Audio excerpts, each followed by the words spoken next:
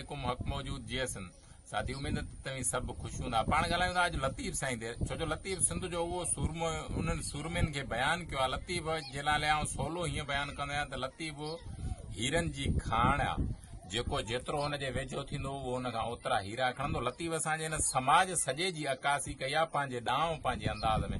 मिसाल लतीफ़ हिकु उन औरत जी बयानु थो करे ॻाल्हि जेका मारूई हिकु कमज़ोर औरत वक़्त जे हुकुमरान जे कोट में आहे।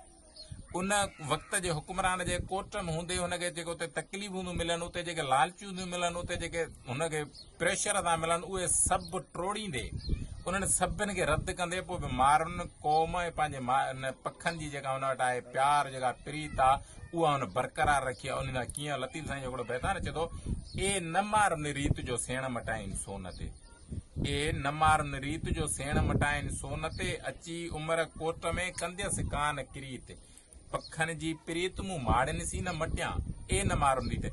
इहा असांजे मारुनि जी रीति न आहे, इहा हुनजी हक़ीक़ी माना आहे त इहा असां मारुनि जी रीति न आहे जो सेण मटाइनि सोन ते।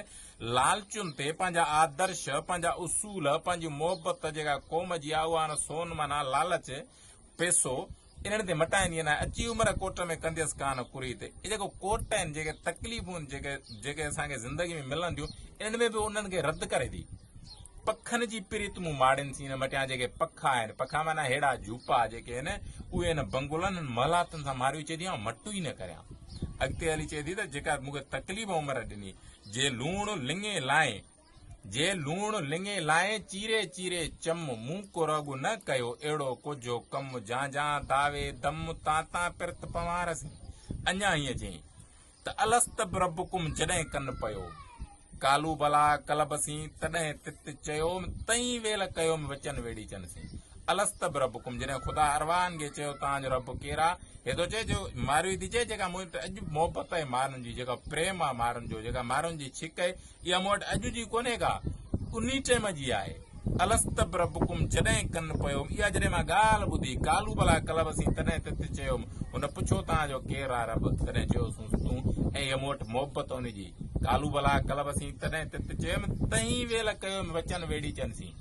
उन दौर में जेको मूं वाइदो कयो, जेको वचन कयो त मां मारुनि सां रहंदसि ऐं इन्हनि जे ॾुखनि, उन्हनि जे दर्दनि, उन्हनि जे तकलीफ़ुनि में बयानु कंदसि, उन्हनि सां गॾु हलंदसि, जंहिंजे करे मां अॼु बीठी आहियां।